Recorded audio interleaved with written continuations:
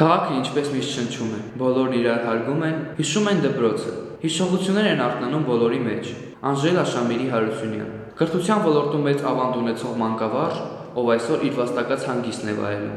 Գիտեք, արդեն համարյա 10 տարի ես հիվանդ եմ, բայց էլի ես ապրում եմ, էլի ինչ-որ մեր դպրոցով, մեր երեխաներով, միշտ ուրախանում եմ, լսում եմ, գնում եմ, օրինակ ես վերջին գնացել եմ դպրոցը այդ 50-ամյակին, շատ գոհ եմ մնացել, որովհետև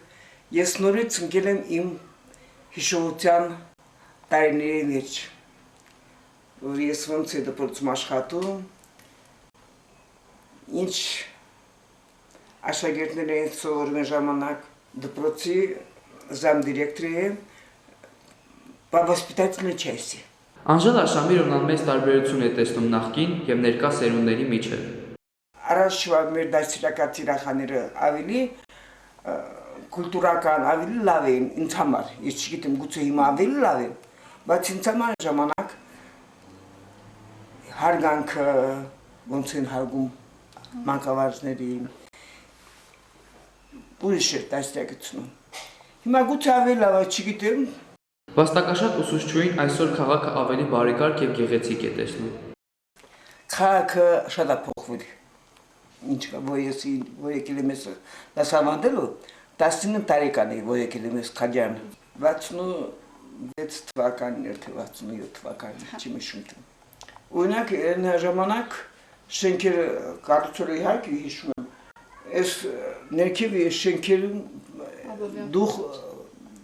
двухэтажные дома были маленькие дома. Հիմա արդեն մեծացել են մեծ շենքեր են կառուցել,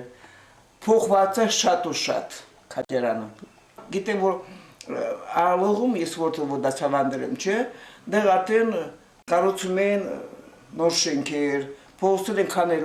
հաջող չէ, բայց հիմա արդեն փոփոխությունները շատ են քաղաքում։ Մեր զրուցակիցը կարևորում է արդյունաբերական հսկայի դերը Քաջարանի բարգավաճման ճանապարհին։ Անժելա Շամիրովն անգոհ է քաղաքի ղեկավարի գործունեությունից և նրա խոսքով նկատելի են համայնքում կատարված աշխատանքները։